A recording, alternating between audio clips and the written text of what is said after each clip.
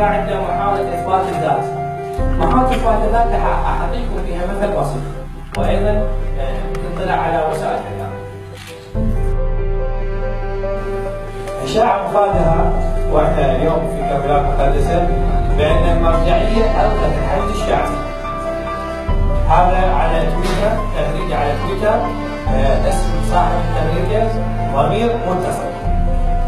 إذا أيضا واضحة في هذا الضرب بالذات، وجعل المرجعية تلغي موضوع اسم الحشد الشعبي، في حين المرجعية الكريمة هي من تبنت الموضوع وهي من أنقذت البلد في وقت معين. شوفوا حتى تعرفوا شلون كلمات بسيطة، هي 4-5 كلمات، لكن شنو التأثير اللي بيها.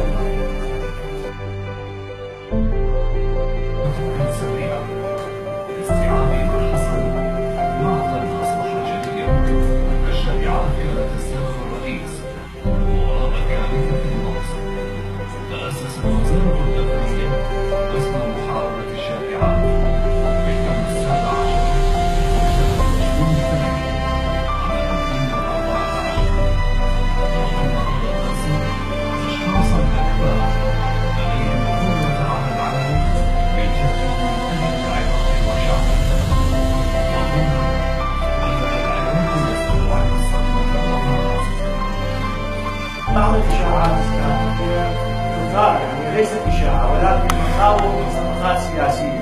يعني آخر مخوفة وآخر إشاعة أثيرت أن هنالك صفقة لإطلاق سراح أحمد العنواني.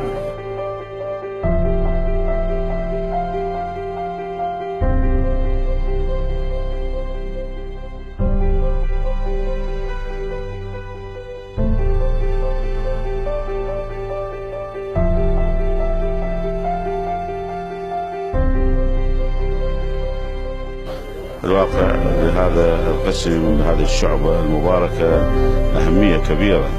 احنا من خلال السنوات الماضية والأحداث اللي أصبحت بالعراق بالنسبة للإشاعة لها دور كبير ولها أثر كبير بالنسبة لكل ما يحدث، ولهذا الشعبة والقسم المبارك إن شاء الله دور لإخماد كل هذه الإشاعات الموردة. الحقيقة أنه قسم إشاعة مكافحة الإشاعة